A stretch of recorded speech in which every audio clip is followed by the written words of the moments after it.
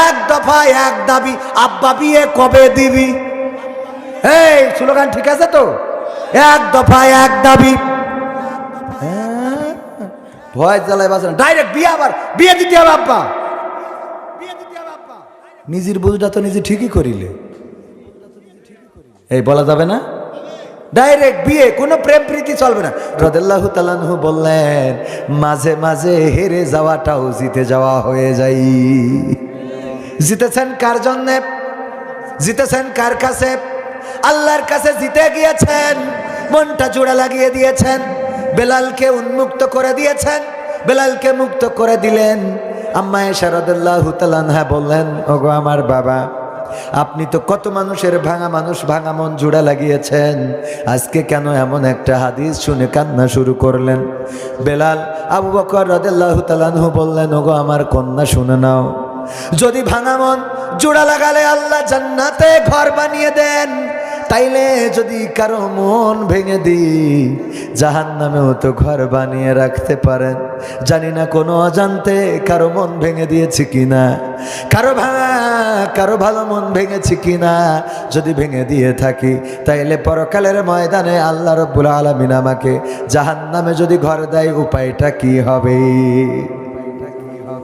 ওগো আমার ভাইয়েরা, আমরা ভাঙা মন, আমরা ভালো মন জোড়া লাগানো, ভালো মনকে ভাঙি, আর ভাঙা মন জোড়া লাগানোর কাজ না করে বরং ওরে আর একটু গুঁতো দিই। এরকম মানুষ আছে না নাই? খুব কায়দা করি বলে, কয় তোমার সাথে এই আচরণটাও না করলেই পেতো, আমারই খারাপ লেগেছে, তোমার ভাবি তাই বলছিল যে খুব খারাপ হয়েছে। মানে ওর আরো একটু করা, মানে ওর ক্ষতর মধ্যে আর একটু ক্ষত বাড়ায়নো, ঠিক না বেঠিক? আপনি যদি বলেন, আরে বাবা এটা তো কিছুই না, পৃথিবীতে তো কত কিছু হয়, শেখ হাসিনা পর্যন্ত দেশে টিকতে পারে না, ভারতে চলে গেছে, তা কি হয়েছে? খাওয়া যায় না এটা? এটা কইলেও তো সান্ত্বনা খুঁজে পাবে। আলহামদুলিল্লাহ, কেউ একজন পরীক্ষায় রেজাল্ট খারাপ করেছে, আপনি যদি বলেন পরীক্ষায় রেজাল্ট যাদের খারাপ ছিল তারাই সফল মানুষ, খেয়াল করে দেখেন, পরীক্ষায় রেজাল্ট যাদের খারাপ তারাই সফল মানুষ। রেজাল্ট ভালো ছাত্রগুলো দেখেন বেশিরভাগই কোনো না কোনোভাবে চাকরি বাকরি পর্যন্ত পৌঁছায়, এর বাইরে তেমন কিছু করে নাই। আর রেজাল্ট খারাপ মানুষগুলো কোম্পানি করেছে, ফ্যাক্টরি করেছে, মিল কলকারখানা করেছে, হাজার হাজার মানুষকে চাকরি দিয়ে নিজে প্রতিষ্ঠিত মানুষ হয়ে গেছে। সত্য বলছি না? মিলাই নেন আপনি। পিছনের বেঞ্চে বসা ছাত্রটা নিজেকে এগিয়ে নিয়েছে অন্যভাবে, নিজেকে নানানভাবে। যদি এই বাংলাদেশের শিল্পপতিদের কথা চিন্তা করেন, আমি আকিজ পরিবারের সাথে সম্পৃক্ত, আকিজ কলেজিয়েট স্কুলের cultural teacher Sheikh Mohiuddin sir আমার সম্মানিত শ্রদ্ধাভাজন ব্যক্তিত্ব, পিতৃতুল্য। উনার পিতা লেখাপড়া বেশি করে নাই, কিন্তু সন্তান যেই কয়জন আছে, কাউরে ডাক্তার বানাইছে, ইঞ্জিনিয়ার বানাইছে, এমনকি উপদেষ্টায়ও আছে, ডাক্তারে আছে, সাবেক এমপি পদপ্রার্থী ছিল, আবার নতুন করেও এমপিতে দাঁড়ানো সেই পরিবারের লোক আছে, সব জায়গায় ভূমিকা আছে। বুঝতে পারেননি মনে হয়? উপদেষ্টায় আছে না নাই? শেখ শামীমউদ্দিন উপদেষ্টা পরিষদে। ওগো আমার ভাইয়েরা, এইভাবে উপদেষ্টা পরিষদে শুধু নয়, এর আগে ছিল শেখ আফিল উদ্দিন। কোথায় ছিল? এমপি ছিল। কি ছিল? এমপি ছিল। আপনারা যে মজো খান, ক্লেমন খান, স্পিড খান, আর যারা আকিজ বিড়ি খান, সব কাঁদে। আবার আদ্দিন হাসপাতাল কুষ্টিয়ায় আছে না নাই? চিকিৎসা নিতে যান, বিড়ি খেয়ে অসুস্থ হয়েছেন, অসুবিধে নেই, হাসপাতাল তৈরি করে রেখেছে, সেখানে যাবেন, চিকিৎসা নেবেন, মজো খাবেন, ক্লেমন খাবেন, টাইলস দেবেন, থাই গ্লাস লাগাবেন। কোন পণ্য বাংলাদেশে আছে যেইটা নাই? সব জায়গায় প্রতিষ্ঠিত প্রতিষ্ঠিত প্রতিষ্ঠিত। ওগো আমার ভাইয়েরা, এই জন্যে কারো রেজাল্ট যদি খারাপ হয়ে যায়, ও তাকে এমন বলবেন না, তোমার রেজাল্ট খারাপ, তোর মা তো মারি ফেলবে না একবার। হ্যাঁ, এই ভয়ে যে গলায় দড়ি দেয়, এরকম আছে না নাই? রেজাল্ট খারাপ হয়েছে, গলায় দড়ি দিয়েছে, রেজাল্ট খারাপ হয়েছে, মা একটু বকা দিয়েছে। দরকার কি বকা দিয়া? তার অসংখ্য সুযোগ আছে সামনে, লেখাপড়া করতেই হবে। এমন কবি নজরুল, স্কুল পালানো মানুষটা আমাদের জাতীয় কবি, তার নিয়ে লেখাপড়া করিতে পিএইচডি করতে, তাই না স্যার? জাতীয় কবি কদ্দুর ফুটি তো স্কুল ফাঁকি দিয়ে রুটির হোটেলে কাজ করতো, মুয়াজ্জিনি করিস, এই করিস তাই করিস, আবার তার কবিতা পড়িয়ে, তার গদ্য পড়িয়ে, সাহিত্য পড়িয়ে পিএইচডি ডক্টর হয়। বুঝতে পারেননি মনে হয়? ওগো আমার ভাইয়েরা, এই জন্যে হতাশ হওয়া যাবে না, নিরাশ হওয়া যাবে। ভাঙা ভাঙা মনকে জোড়া লাগাতে হবে, জোড়া লাগা মনকে ভাঙা যাবে না। সুন্দর সুন্দর কথা বলতে হবে। আল্লাহ রাব্বুল আলামিন সূরা আসর দিয়ে সুন্দর করে বলে দিয়েছেন, ওয়াল আসর ইন্নাল ইনসানা লাফি খুসর ইল্লাল্লাযী। ধর কোনটা? এটার বলে না ধর, ধর থেকে মাথাটা আলাদা করে দিয়েছে। যাই হোক, তো ভাইয়েরা আমার, আল্লাহর নবীর বিচার না মানাতে ওমর রাদিয়াল্লাহু তাআলা আনহু মাথা কেটে ফেলে দিয়েছেন। আর আল্লাহকে যদি কেউ অস্বীকার করে, তার শাস্তি দুনিয়ার পরে ডাইরেক্ট মৃত্যুদণ্ড। তবে আইন হাতে তুলে নিয়ে যাবে না, আইনের কাছে সঁপে দিতে হবে। আইনের যারা শাসক, রক্ষক, ভক্ষক, ওদের হাতে তুলে দিতে হবে, নেন। আল্লাহকে নিয়ে কটূক্তি করেছে, তার উপরে এটা সত্য কিনা জানি না, এগুলো অনেক সময় ফেক নিউজ থেকে আসে। ফাঁসির রায় নিয়ে তো বললাম, বলেছি না? ফাঁসির রায় নিয়ে কিছু বলুন। ফাঁসির রায় নিয়ে তো বললাম যে একজন রাজাকার, তার ফাঁসির রায়ে দেশের মানুষ জীবন দিয়েছে। আর একজন, আগে তো চাচারা ভোটই দিতে পারিনি, এই জন্যই মাঝে মাঝে মাথায় কাজ কর না। এক চাচা গেছিল ভোট দিতে, যে এই বলছে যে আমার নাম্বারটা দেখিয়ে দাও বাবা, ভোট দিতে আইছি। তা বলছে আপনি কষ্ট করে আসার কি দরকার? বলছে যে কেন ভোট দেবো না? বলছে আপনার কষ্ট হবে দেখিস, তো আমরা মারি দিস। মারি দিয়েছেন মানে? আমি তো আসলাম ভোট দেবো, বলছে আপনার আসতে দেরি গে। বল দেরি হয় কি করে? আমি ফজরের নামাজ পড়ি রওনা দিয়েছি। বলছে আমরা তো তাহাজ্জুদ পড়ি, কাম সারিস। আমরা তো তাহাজ্জুদ পড়ি, সে কাম সারিয়ে থুইছি। বাবা তাইলে তো আর দিয়া হলো না, চলে যাচ্ছে। বললো চাচিরে জানো আবার যেন পাঠাইন না। তোমার শাশুকে দিয়ে গেল না? হ্যাঁ হয়েছে। ও বাবা, কত বড় নেমখারাম রে, যার জন্যে আমি বুড়ো হইলাম তোর কারণে। ও মারা গেল, আমি ওরে ভালোবেসে আর একটা নিকে করি নাই। মনে মনে বলতেছে আর বলতেছে, আল্লাহ এত বড় নেমখারাম। ওই যারা ভোটের দায়িত্বে ছিল বলতেছে, দেখো ওই মহিলা, আল্লাহ আমি ফরিয়াদ করি যেন ওর সাথে আমার জান্নাতেও দেখা না হয়। যারা ভোটের দায়িত্বে, ওরা বলতেছে যে চাচা চাচির পরে এত রাগ কেন? বলতেছে আজকে 11টা বছর হয়ে গেল রে, মারা যে কবরে শুয়েছে।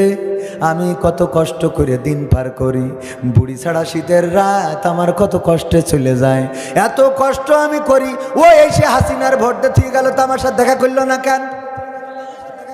কি ভোট দিয়ে গেল কিন্তু দেখা করে গেল না। আমি আমার মা বোনদের বলছিলাম, আপনার স্বামী তো ফেরাউনের চেয়ে খারাপ না। ফেরাউন ছিল, আল্লাহ দাবি করেছিল, বললো আনা রব্বুকুমুল আলা। সেই ফেরাউন আল্লাহর সাথে যে বিদ্রোহ ঘোষণা করলো, আসিয়া কোনোদিন সেই ফেরাউনের অবাধ্য হয়? কোনোদিন ফেরাউনের খেদমত ছেড়ে দেয় নাই? কোনোদিন ফেরাউন বলেছে বাতাস করো, বাতাস করে নাই? এমন হয় নাই, বরং যা বলেছে তাই করেছে, তাই শুনেছে। এমনকি মৃত্যুকাল ফেরাউনের ওই স্বামী হিসেবে যত দায়িত্ব ছিল পালন করেছে, একটা দায়িত্ব থেকেও সরে দাঁড়াই নাই। শুধুমাত্র একটা বাদে ফেরাউন বলেছে আমি রব, আমাকে রব বলে মেনে নাও।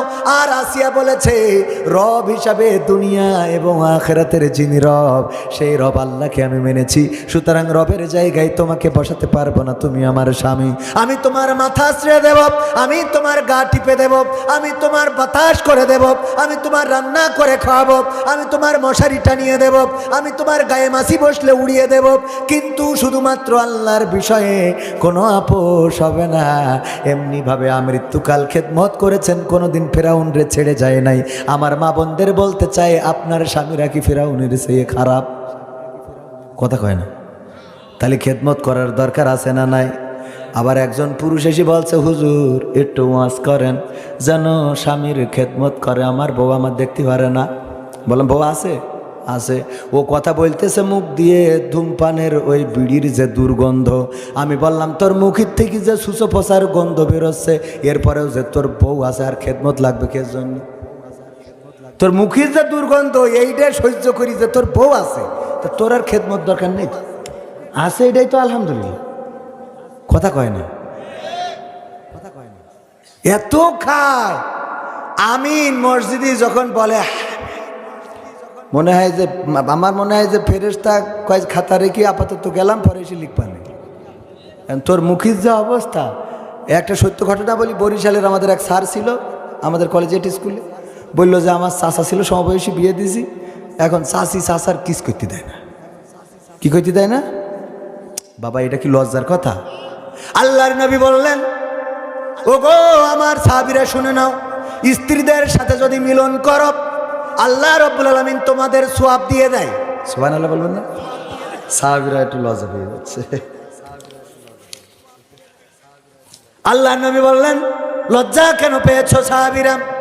বলল, আমরা স্ত্রীদের সাথে মিলন করব, তাতেও সওয়াব হবে, এটা কেমন কথা? বিশ্বনবী বললেন, ওগো সাহাবীরা, যদি তোমাদের বৈধ স্ত্রী বাদে এই কাজটাই যদি অন্য জায়গায় করতে আল্লাহ গুনাহ দিত কিনা? বলল, হ্যাঁ, আল্লাহ গুনাহ শুধু দিতেন না, এর শাস্তি হলো সঙ্গে সার করে দেওয়া। আল্লাহর নবী বললেন, যেই কাজ অন্য জায়গায় করলে গুনাহ হয়, সেই কাজ হালাল জায়গায় করলে সওয়াব হয়। সুতরাং যুবকরা, সওয়াবের দরকার আছে না নাই? এখন বলবেন, এক দফায় এক দাবি, আব্বা বিয়ে কবে দিবি? এই স্লোগান ঠিক আছে তো? এক দফায় এক দাবি, ভয় জ্বালায় বাঁচে না, ডাইরেক্ট বিয়ে, আবার বিয়ে দিতে হবে আব্বা, বিয়ে দিতে হবে আব্বা। নিজের বুঝটা তো নিজে ঠিকই করিলে, এই বলা যাবে না? ডাইরেক্ট বিয়ে, কোনো প্রেম প্রীতি চলবে না। তুমি যার লাগিয়া এমবি ভরো, তার তো বাটন ফোন। ওরে কেমন করে বুঝবে রে সে, কেমন করে বুঝবে গো সে, ডিজিটাল তোর মন। তুমি যার লাগিয়া, তুমি যার লাগিয়া এমবি ভরো, তার তো বাটন ফোন। মেসেজ দিলে সিন করে না, দেয় না তো রিপ্লাই, ভিডিও কলে বলবা কথা, ক্যামেরা তার নাই ফোনে, ক্যামেরা তার নাই। ওরে ডিজিটাল এই যুগ জামানাই, ডিজিটাল এই যুগ জামানাই, অ্যানালগ তার মন। তুমি যার লাগিয়া, তুমি যার লাগিয়া এমবি ভরো, তার তো বাটন ফোন। প্রেম প্রীতি ভালোবাসা বিয়ের আগে নয়। এইবার যুবকরা কথা কয় না, ঠিক? আরো জোরে ঠিক। প্রেম প্রীতি ভালোবাসা বিয়ের আগে নয়। মনের মধ্যে রাখো যুবক আল্লাহ তাআলার ভয় রে, পরকালের ভয়। ওরে তবেই তুমি মুক্তি পাবা, তবেই তুমি মুক্তি পাবা দোজখের আগুন। তুমি যার লাগিয়া, তুমি যার লাগিয়া এমবি ভরো, তার তো বাটন। মনে থাকবে, প্রেম প্রীতি বিয়ের আগে করা যাবে না, বিয়ের পরে বউরে নিয়ে বেড়াবেন। কোথায় যাবেন? গদখালি ফুলের বাগান আছে না নাই? সেখানে যাবেন। ওই যে লালন শাহ সেতু দেখতে যাবেন, তারপরে দেখতে যাবেন পদ্মা সেতু, বিনোদিয়া পার্ক, নানান পার্কে বউ নিয়ে ঘুরে বেড়াবেন, হালালটা নিয়ে ঘুরে বেড়াবেন। সোয়াব দিয়ে দিবেন কে? সোয়াব দিয়ে দিবেন কে? স্ত্রীকে যদি কিস করেন সোয়াব আছে না নাই?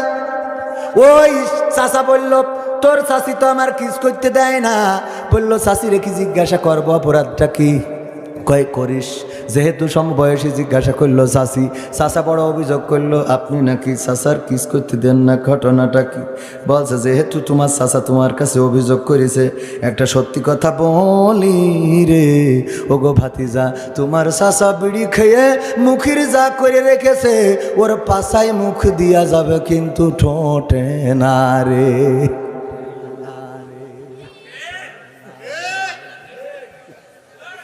সত্য বলছি না মিথ্যা বলছি? ও বাবা, এত গন্ধ, এত গন্ধ। আর ওরা পায়খানায় যদি যায়, বিড়িখোররা দেখবেন আর একজন গেলি শিখে, তাও ওই পায়খানার মধ্যে দিয়েও গন্ধ আছে না নাই? দুর্গন্ধ তো দুর্গন্ধ। ওর জামা যদি শোকেন, দেখবেন জামার মধ্যে গন্ধ করে, গেঞ্জির মধ্যে। ওই যে আমাদের এক হুজুর বলেছিল যে জামায় গন্ধ, টুপিতে গন্ধ, দাড়িতে গন্ধ, এখানে গন্ধ, সেখানে গন্ধ বলেছিল না হুজুর? ও আমার ভাই, ওদিকেই আমি যাব, কিন্তু একটু পরে টাকা চাইছিলাম। আপনার মাদ্রাসার জন্য 500 টাকা, এক ব্যাগ সিমেন্ট হয়। 500 টাকায় প্রায় এক ব্যাগ সিমেন্ট হয় না? ধরেন 500 করি, এক ব্যাগ সিমেন্ট, 30টা পারা কোরআন শরীফ, 30টা ব্যাগ সিমেন্ট দেবেন। দিল্লি আমরা মোটামুটি মনে করবো ওকে ভাইজান না।